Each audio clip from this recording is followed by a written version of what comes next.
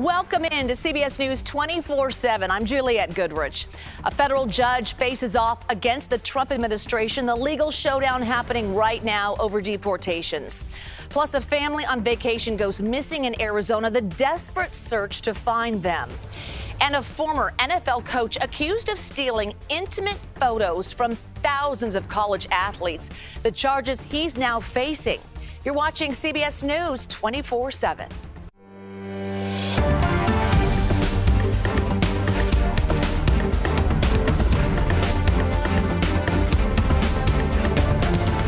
We begin with a dramatic courtroom showdown between Judge James Boasberg and the Department of Justice. The Trump administration allegedly defied the judge's order to halt deportation flights. Boasberg also asked the Justice Department for more information about those flights.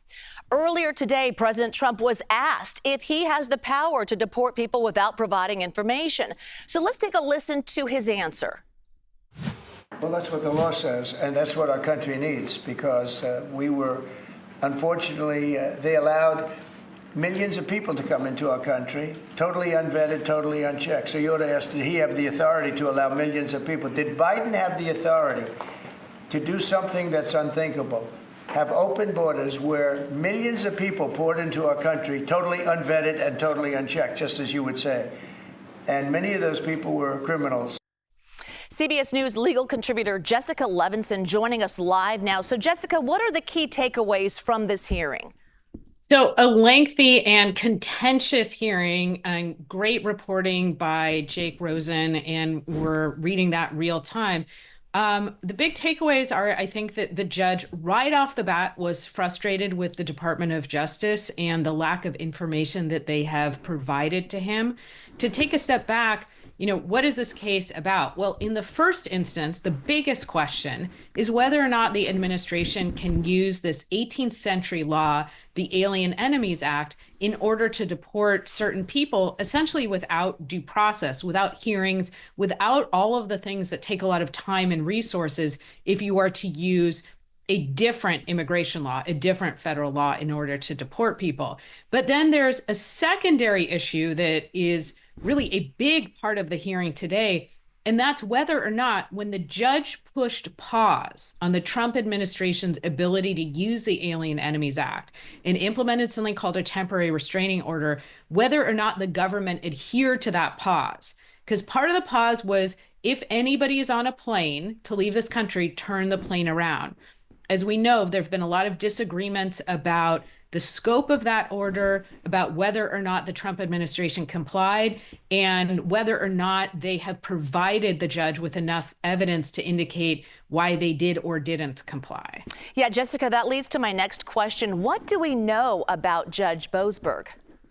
Well, we know that he is a judge. He's the chief judge in D.C., and that he's been a federal judge for quite some time. And he followed a career path, as we see here, appointed to the Superior Court by George W. Bush, then appointed to the federal bench by Barack Obama, that he's a bipartisan appointee in that sense. And his career path is fairly similar to that of many federal judges, where he himself was a law clerk, I believe, in the Ninth Circuit for Judge Nelson. He spent time in private practice. He spent time at the U.S. Attorney's Office. He then served, as we saw, as a state court judge, also as a federal judge. And that is a typical path here.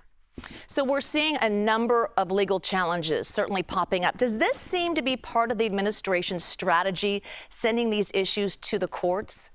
And I apologize. I want to correct myself that I think Sure. This was a Bush and then Obama appointee, but for the federal bench. And I apologize that I said state. And I'm sorry, your next question. Oh, yeah, no, understood. And thank you for that correction.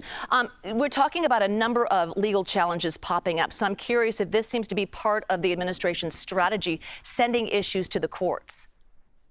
Oh, well, I don't think this is the administration strategy, in the sense of, I think they would be happy if there weren't as many challenges and or there weren't as many judges pushing pause on what they're doing. But having said that, certainly it is part of the strategy to push the outer bounds of what is possible under executive action and executive authority, knowing that there will be suits. So do they welcome the suits? I don't think so in many cases. But if some of these executive actions, like trying to use the Alien Enemies Act, if these questions get to the Supreme Court and the Supreme Court says there is in fact a broad grant of executive authority, and the administration can do things like, again, deport people under this law, or essentially gut USAID, or essentially gut the Department of Education, and there's case law that says, yes, the president, you can do these things, then I think that's exactly what this administration wants. Jessica Levinson. Jessica, thank you.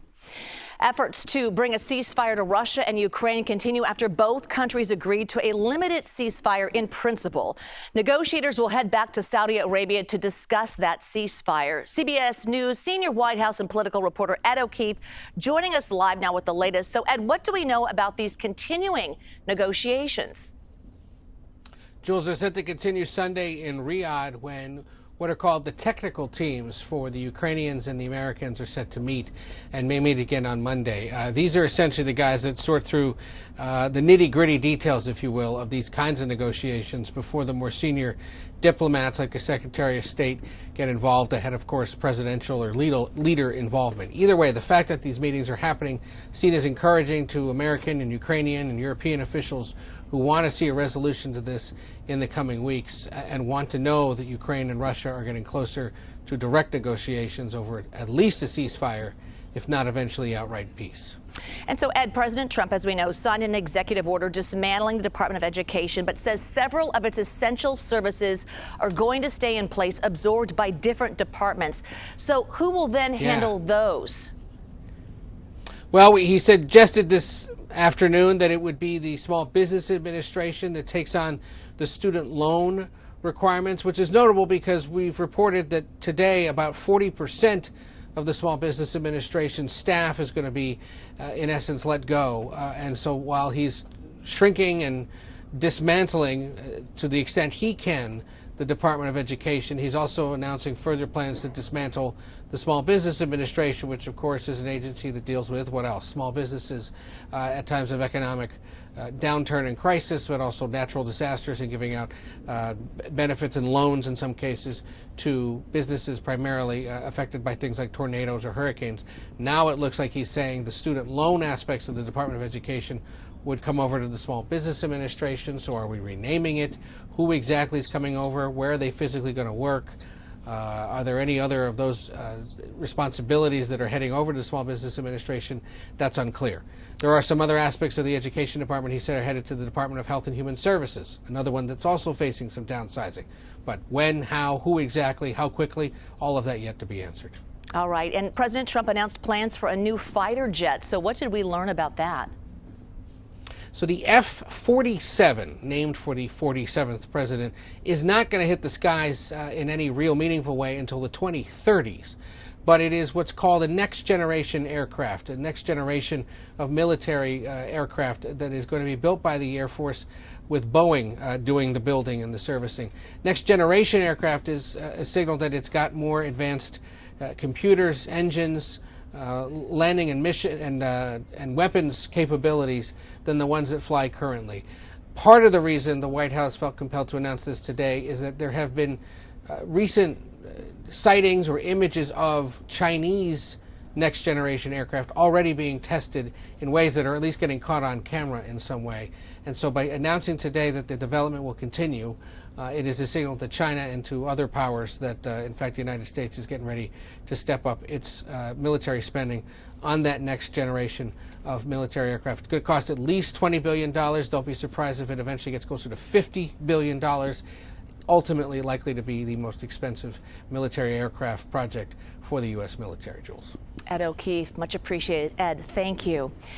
We are watching Wall Street, where the closing bell closed just moments ago. The Dow landed in the green. One company saw a major boost, Boeing. So Boeing stock jumped today after President Trump's awarded the airplane maker a major contract to build the U.S. Air Force's most sophisticated fighter jet yet.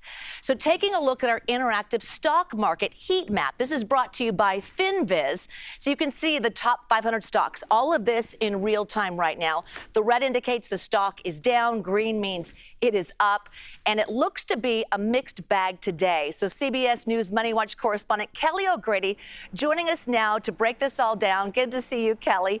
First and foremost, the F-47 announcement, much needed win for Boeing. Clearly, it was just a couple of months ago, the reports that it was the biggest annual loss in years. So could this turn things around? Well, it's definitely going to help, Jules. I mean, the stock closed up close to 4% today. And I go back to where we were at the very end of the year. I always like to do winners and losers of 2024. I had Boeing as one of my big losers. But what that means is there's a lot of runway for them. And this contract today is really big for them, because if you look at how Boeing brings in revenue, a big portion of that is in their defense and government contracts. And then another big portion is their commercial airline sales. So huge win for Boeing today. It really stokes up investor confidence. And this also comes on the heels. Earlier this week, their CFO spoke to an investor conference and had really positive things to say about the company as a whole. They said they feel upbeat about the outlook for 2025, that they're not burning through their cash on hand as much as they have in previous years. So this announcement coming on the heels of some broader good news for Boeing as well. Yeah, certainly. Okay, Kelly, let's talk Tesla. Now, they are certainly in the news this week for pretty much all the wrong reasons. So let's talk about how all the returns and the recalls are affecting the stock right now.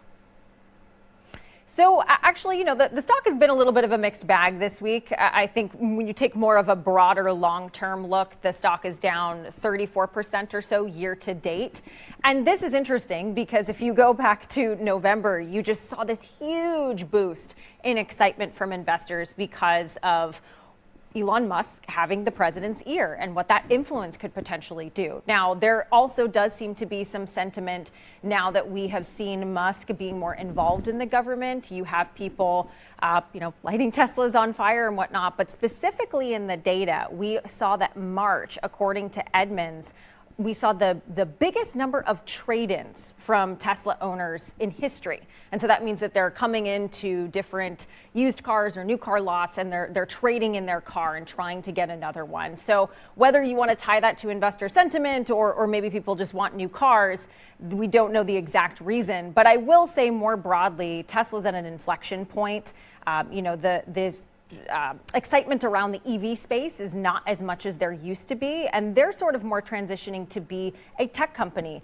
with autonomous driving, with AI in the future, with the robots. So it's really hard to say, how Tesla will evolve, but definitely going through some sentiment and some backlash because of Musk's involvement in the government, Jules. Absolutely. Great information. Kelly O'Grady. Kelly, thank you. Heathrow Airport is closed.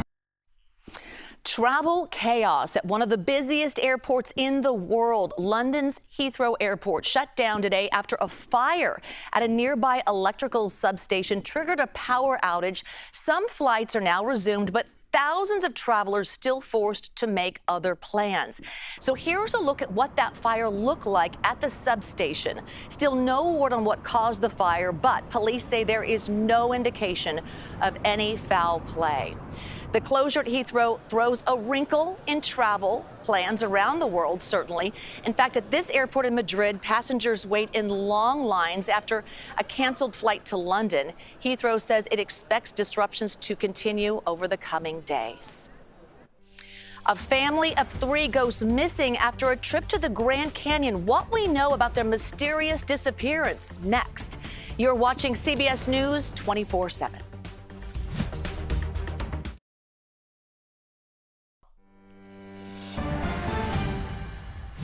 Investigators continue the search for a family of 3 who disappeared after a trip to the Grand Canyon. So you can see their photos there. Michaela Marshall reports they were last seen driving on the highway over a week ago.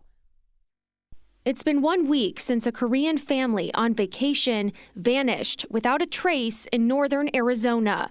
We have visitors from all over the world that come here. But yeah, it's a little unusual to have 3 go missing at the same time. John Paxton of the Coconino County Sheriff's Office says the Korean consulate in Los Angeles notified deputies about this case on March 18th after this mother, daughter, and aunt missed a flight home out of San Francisco on the 17th.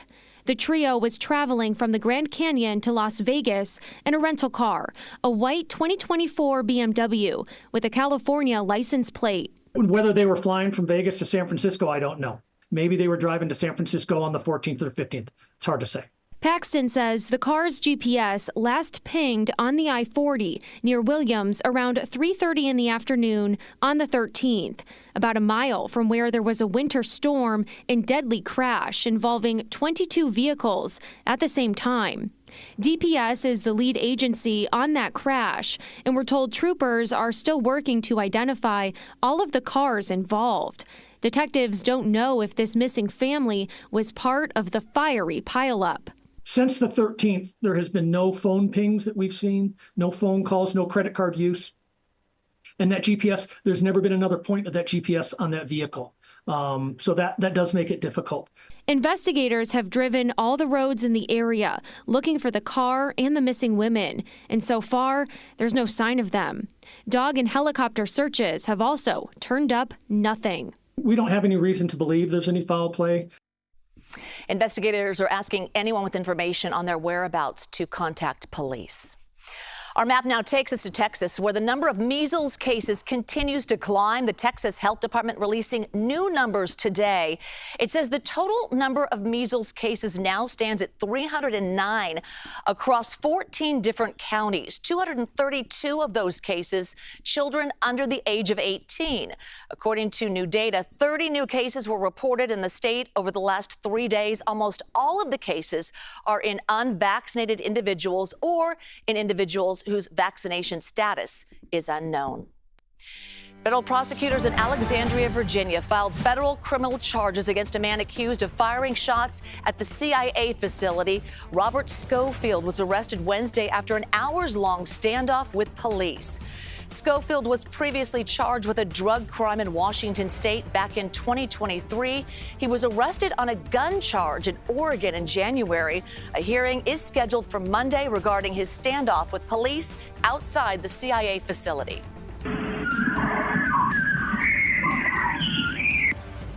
In West Virginia, the man accused of illegally passing a school bus and nearly hitting a child is facing multiple charges relating to DUI. This isn't the first time he's faced charges for DUI. Last week, he was arrested by a different sheriff's office. Additional reports from police place him behind the wheel in a separate incident. All right, jumping the map to Southern California, you are now looking at the aftermath following an explosion linked to fireworks. It happened at a home in Pacoima, south of Los Angeles yesterday.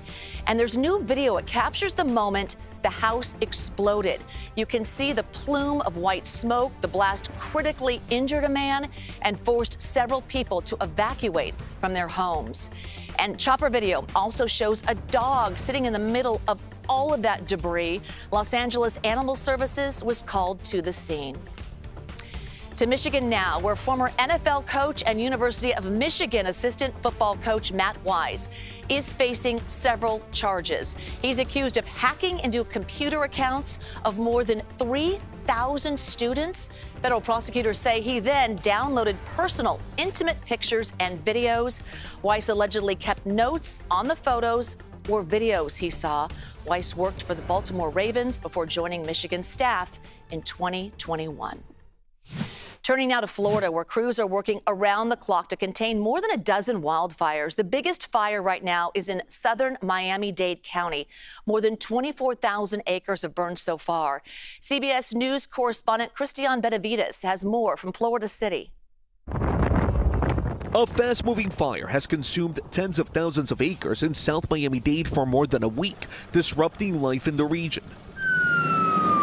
For several hours Thursday, officials shut down an 18-mile stretch of U.S. Route 1 in both directions, the crucial artery in and out of the Florida Keys, experiencing at times nightmarish traffic. So how long were you stuck in traffic? I think around 1 hour. I'm beyond frustrated. I'm hurting. The closures forced Robert Finley to ditch the drive and book a flight to see his hospitalized son in Key West. What's going through your mind right now, trying just to get to him? Just to get to my baby. Busy fire crews are hoping for favorable weather conditions. You see that smoke like that, and with everything that happened in California, you don't want to get stuck. US 1 here has reopened, but officials warn that could change at any minute. All of this is happening on one of the biggest spring break weekends, and there's a NASCAR event happening in nearby Homestead. We are under a brush fire alert from down here in South Miami-Dade County all the way up to Palm Beach. Cristian Benavides, CBS News. Meteorologist Zoe Mintz joining me now. So let's talk about the fire danger. Yeah, fire danger not only in Florida, where it's not used to seeing that fire danger, right, but also across the central parts of the country that are used to seeing it. Places like Texas, New Mexico, desert Southwest, and central United States. Very dry air is sticking around, and we are going to continue to see really not all too much to talk about. After that storm system departed yesterday, we're really going to continue to see dry air for most of the country, and we are going to continue to see windy conditions as well. You'll notice the windiest weather is across the central part of the United States, where all of those surface winds kind of funnel in together, which is why we do have the highest fire danger being across that central part of the country. We do have that elevated risk for higher fire danger throughout the day today and into tomorrow. That was today's. Now let's look at tomorrow's. Oh, I think that was tomorrow's. Now let's look at today's. We are going to continue to see, again, yes, widespread fire danger. Today and tomorrow doesn't really matter. Central parts of the country, be aware. It's going to be windy. It is going to be dry. And not only that, we are also going to be seeing the potential for severe weather as the storm system making its way across the northern part of the country, bringing those very gusty winds across parts of Texas and Oklahoma. Also going to bring severe weather setting up across the area Sunday evening and some snow on the back end of that system. So again, this is Sunday, and let's break down the timing of that upcoming system and the winds to come along with it. Because again, today and into tomorrow, we are going to continue to see 45 to 55 mile an hour wind gust, quieting down overnight tonight. But the unfortunate thing is relative humidity levels not going to rebound much. So there's not much relief overnight when you would normally see it. And then those winds only getting gustier into tomorrow, especially on top of the mountains. The Rocky is going to be seeing 75 mile an hour gusts. And again, it's going to stick around into the time that we step out later tomorrow afternoon and evening. By Sunday, though, this is when the severe weather will begin to set up, especially across our Gulf Coast states from Louisiana over to Alabama and Mississippi, where any one of those little thunderstorm clusters has that potential to become tornadic. They're likely going to become supercells, which means very gusty winds, and large hail upwards of an inch in diameter will persist. That system will quickly push off to the east. It's not going to stick around much longer than early Monday morning, but it's something to keep our eyes on. Not only very dry and windy conditions from that storm system, but also the potential for severe weather. The good news is we have a couple of days until that severe weather arrives. So today into tomorrow, get out, enjoy yourself. It's going to be really nice for most of the country. You left us with good news. Yes. Zoe, thank you. All right, when we come back, a CBS News exclusive, a look at who was deported to El Salvador. CBS News immigration and politics reporter Camilo Montoya Galvez will break it all down next. You're watching CBS News 24/7.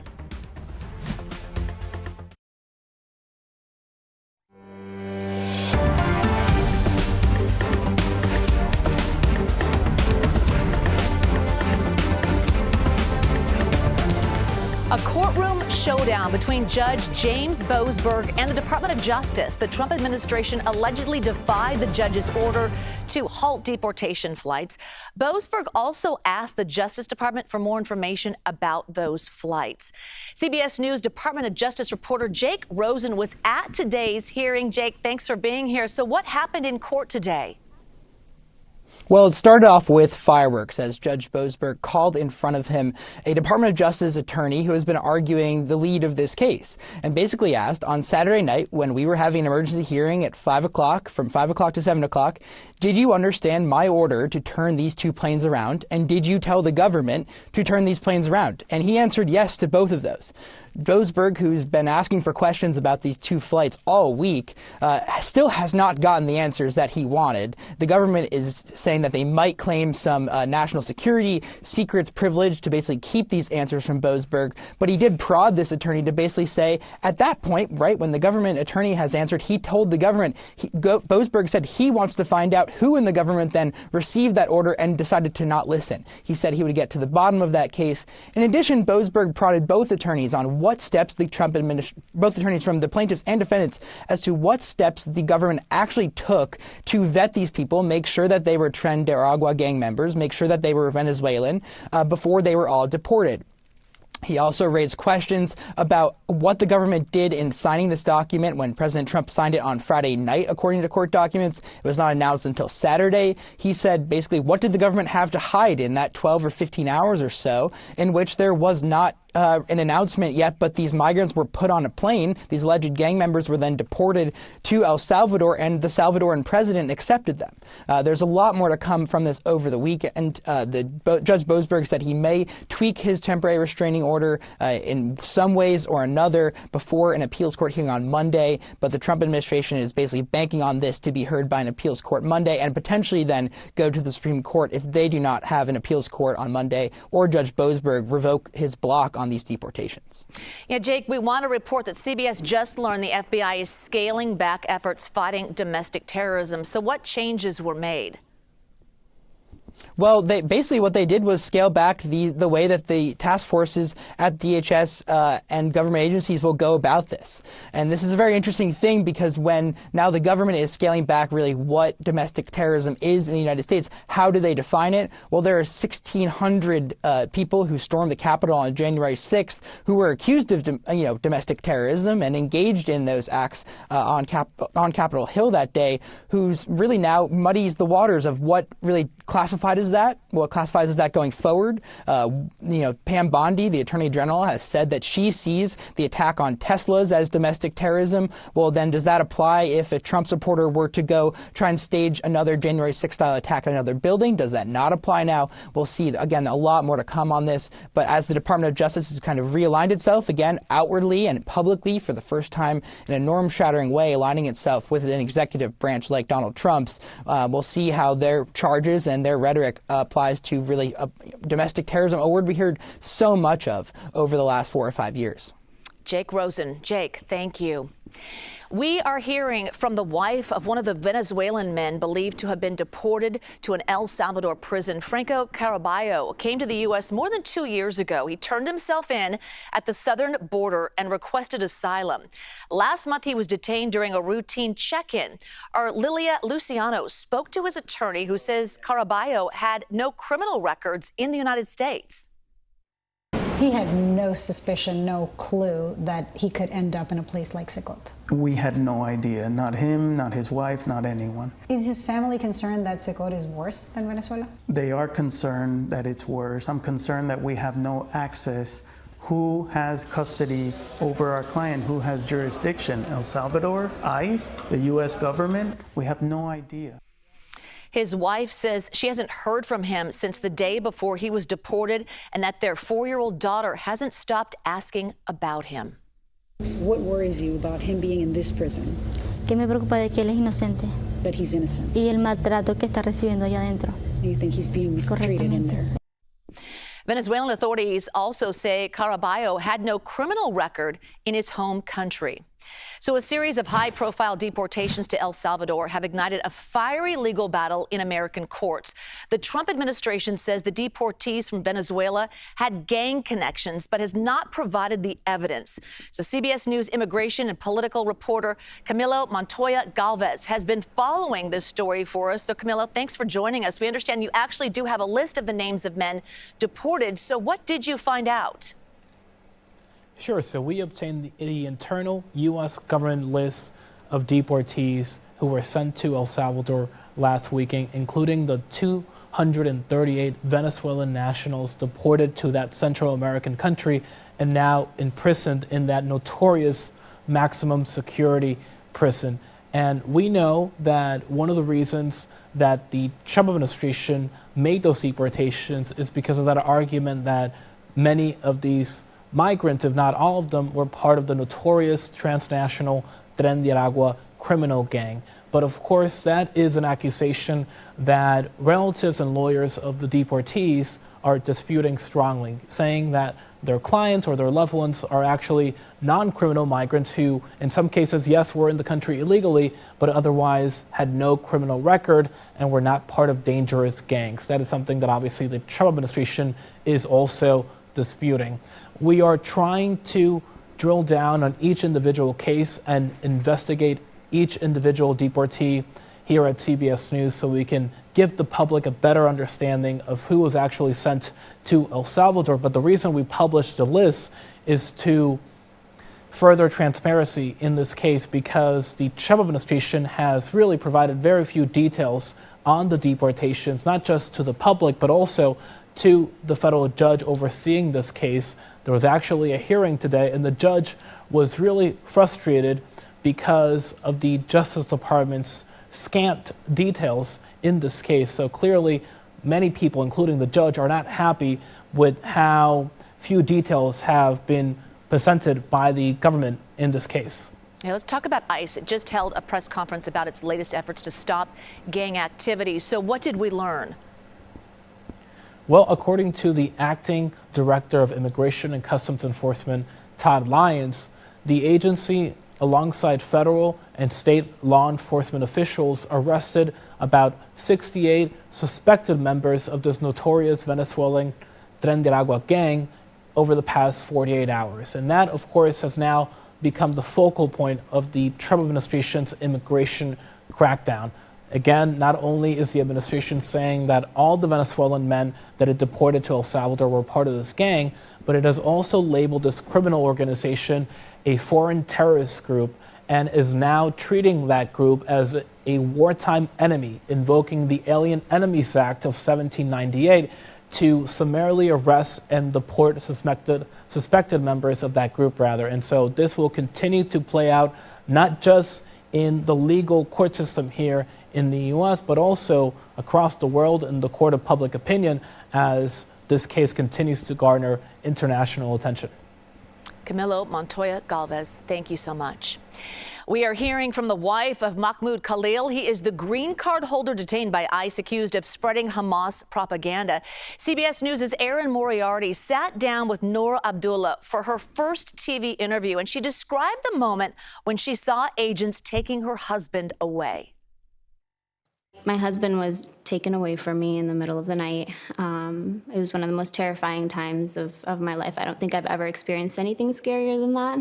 And we get to our apartment door. We were unlocking the door, and a man comes up behind us and holds the door open. So he was like, "Are you Mahmoud Khalil?" Mahmoud said yes, and the man said, "We're with the police. You have to come with us." What's going through your mind at that point? I was scared. I was terrified, but at this point, Mahmoud was like, "Go take the keys, grab my green card." He thought maybe like if he shows the green card, you know, we'll be fine. So I rush upstairs. As I get to our apartment, there's actually another man in the hallway. Rushed inside, grabbed the green card, went back downstairs. I mean, did you think that if you showed the fact that your husband was a legal resident with a green card, that he'd be okay? Mm-hmm. People keep telling me like, "Oh, you were so calm in that video. I would have been freaking out."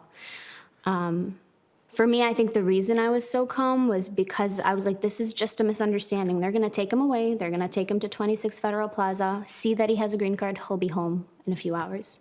At this point, you can catch more of Erin Moriarty's interview on CBS Sunday morning. The show streams right here on CBS News 24/7, Sunday at 11 a.m. Eastern. You've heard of buy now, pay later, but what about eat now, pay later? We'll tell you about the new deal on DoorDash next. You're watching CBS News 24/7. Well, you've probably seen buy now, pay later options at checkout. Well, the next time you place a food delivery order on DoorDash, you might be able to eat now, pay later. DoorDash is joining forces with Klarna to offer customers the option to postpone payments on the app. This sounds a little dangerous, but let's bring in tech journalist Yasmin Khorram to talk about Klarna and what is at play here. What's going on? Well, it's brand recognition for Klarna ahead of their anticipated IPO. But Klarna is this, as you said, buy now, pay later platform where you can make a purchase but not pay for it entirely upfront. You pay in 4 installments, interest-free, they say, or you can pay it all within 30 days. 93 million users on Klarna, and this whole buy now, pay later phenomenon has seeped so much into our culture that, as you said, there's now this partnership with DoorDash. So the next time we want to DoorDash McDonald's to the studio, we can eat it and pay later. But you're still gonna have to pay. Will there be like an interest rate charge? They don't charge interest, they say. There's a late fee if you miss a payment. Oh, a late fee. Okay. Yes. All right, let's talk about Nike. And we're hearing about a big sales slump that's driving the price. So let's talk about that. Yes, Nike is suffering, I'm told, for a couple different reasons. First, new CEO, so it remains to be seen how their turnaround plan is really going to work. Next, Nike is known for innovating their running shoes. Lately, they've been a little distracted, pushing streetwear, celebrity, athlete collaborations. So while Nike is pushing all these, sparkly, fun things, the fringe running shoe companies like Hoka, On Running have kind of taken some of that market share. All right. A couple of days ago, you came to the station in a Waymo. That's the driverless car. So now Lyft is actually hopping on this robo-taxi plan, not in the Bay Area, not in San Francisco or other markets, but we're talking about Atlanta. Is that correct? Yes, and I'm surprised they did not announce it here in the Bay Area. Lyft is headquartered here.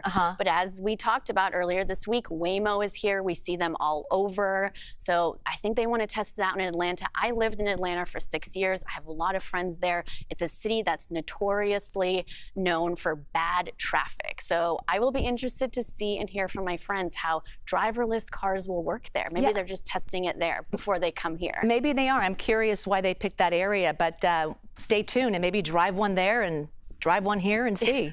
All right. Thank you so much for all your information. Appreciate it. A new Medal of Honor museum opens this weekend to recognize those with exceptional valor and courage in combat. We have a preview next. You're watching CBS News 24/7.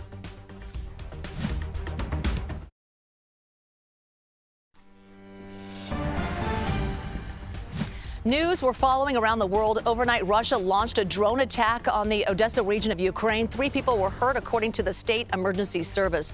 This comes as a U.S. technical team plans to meet with Ukrainian officials in Saudi Arabia this weekend. On Monday, they'll meet with a team from Russia. It is all part of an effort to get a ceasefire deal. In Israel, protesters are calling out Prime Minister Benjamin Netanyahu over efforts to remove detractors from government. This morning, Israel's top court temporarily halted the firing of the country's domestic security chief until his appeal is heard. This comes after the collapse of a ceasefire deal with Hamas. A new report from UNESCO finds that glaciers are retreating at a faster pace than ever before. The UN agency says the last 3 years have shown the largest glacial loss on record. Scientists say the amount of ice lost since 1975 is equivalent to an ice block the size of Germany with a thickness of 82 feet. The implications of this are multifaceted, which includes the threatening of the long-term water resources. So long-term water security is really at stake here. It's everyone around the world who's indirectly impacted from these dramatic changes. The UN report says the dramatic global ice loss is expected to speed up even more because of climate change. This weekend, nearly 3 dozen recipients of the country's highest military honor will gather for the opening of the new National Medal of Honor Museum in Texas. The Medal of Honor is reserved for those who have distinguished themselves with exceptional valor and courage in combat. Of the tens of millions of people who have served, only about 3,500 can call themselves Medal of Honor recipients. CBS News correspondent Jason Allen got a look inside the new museum. When soldiers were injured in Vietnam, pilots would fly the Huey helicopter to their rescue. In 1968, Major General Pat Brady flew 3 different Hueys under heavy fire, rescuing 51 people, an act of valor that earned him the Medal of Honor in 1969. And that's how I became the greatest helicopter pilot that ever lived. Is that easy? Yeah. Anyone can do it. Yeah. But they won't because they can't beat you. They can't do it like I can do it. No. That's for sure. We talked with Brady in a fully restored Huey that is now a centerpiece exhibit in the new National Medal of Honor Museum in Arlington, Texas. That's the real value in a place like this, right, is seeing examples of that lesson 3,500 times over. Exactly. You know, we want a kid to walk in the front door of this place, and he's going to see heroes, so-called heroes, guys like me, not wearing capes, they're wearing dog tags. One of my favorite things about his story. Museum curator Greg Waters spent years collecting artifacts that tell those stories. I've been on this nationwide hunt for artifacts, and that work involves connecting with these Medal of Honor recipients or their families. Those on display include personal belongings like a high school jacket with a pin hinting at future military service. There are x-rays of injuries and recoveries, a note scratched out by a mother during an urgent phone call about her injured son. She's on the phone trying to get information. So just imagine that moment as a mother. The striking square exhibit hall hovers 40 feet above the ground, its weight held up by 5 pillars, representing the 5 branches of the military. Charlotte Jones, the Dallas Cowboys executive vice president, is chairing the Medal of Honor Museum Foundation. I don't think this is a memorial in any way. It is certainly a recognition of what is that courageous act that I should do, and more importantly, what's the selfless act that I should do to make our country better. Jason Allen, CBS News in Arlington, Texas. The CBS News social team has so much great content on our TikTok and Instagram pages, and we want to give you a taste, so check it out. You work a long shift, you expect to get overtime, right? Well, for these two, the Starliner astronauts who spent months in space, overtime is not on the table. Sonny Williams and Butch Wilmore returned to Earth earlier this week, thankfully, and NASA says astronauts on the International Space Station do not get overtime. They don't get holiday or weekend pay, but they do receive a $5 a day per diem on top of their salaries. And just if you're wondering, that adds up to about $1,400 each. They shouldn't spend it all in one place. On Earth. Our social team has so much great content like this on our TikTok and Instagram pages, so please follow us at the handle CBS News. Now for something really special. BBC reporter Sean Dilley joined CBS News 24/7 earlier today. He introduced us to this very special partner. Well, Sean, I have one more question for you, because we hear you have a special helper with you today. Any chance we can see the dog? Yeah, of course you can see the dog. This is guide dog Sean. I'm going to ask my colleagues to come and show us guide dog Sean. And viewers remember on CBS that I had an 18-month wait between guide dogs. Came out and worked actually next to the CBS office in Washington, D.C. for a good old 4 months. And look at him, isn't he gorgeous? Yes, He's German Shepherd, cross golden retriever. Isn't he great? Shall I show you a trick? Do you want to see a trick? Oh, Touch. we would love to see a trick. Good lad, and he's going to get a reward. And all of the service dogs, all of the guide dog schools in America, I believe there are 11 that are internationally federated in the States. They're going to say, well, they work in exactly the same way. So look, touch. Yup. And he's the best thing ever. And I want to say a personal thank you to CBS audience for looking after us. Bear with us because my earpiece has come out. So I'm going to seamlessly let the light in on the magic. Give us 5 seconds. I just want to say a massive thank you to everybody for your support. And I'm still hearing you again now. Oh, Sean, thank you so much. I hope that horn behind us, I hope they're honking for CBS. Maybe it did. But I just want to say, one of our producers, our executive producer, she actually trains service dogs. And she brought one of those dogs to the newsroom today. And we're always a huge fan. So we are fans of you as well. And just watching your dog there, so adorable. Thank you so much for your time today. Thank you so much, CBS. Oh, thank you, Sean. Best part of my day. This is our service dog in training. Meet Scoop. Our executive producer is training Scoop for canine companions. Hey, Scoop. And they provide service dogs to people with disabilities free of charge. So Scoop is going to learn 30 commands, like just stay here and be cute, how to open doors, turn on light switches, pick up a cell phone off the ground. Our executive producer will train Scoop for 18 months, then give her back. You okay, baby? And so she can go to someone who really needs her. And by the way, it is National Puppy Day on Sunday, but you can get your puppy fix now with this live puppy cam from Canine Companions. Look at this. Just go to canine.org for more puppies and information. Scoop, you're making your debut once again. Oh, so cute. America Decides with Major Garrett is up next. You're watching CBS News 24/7. Happy puppy weekend. Scoop, thank you so much for joining us. Yes, okay.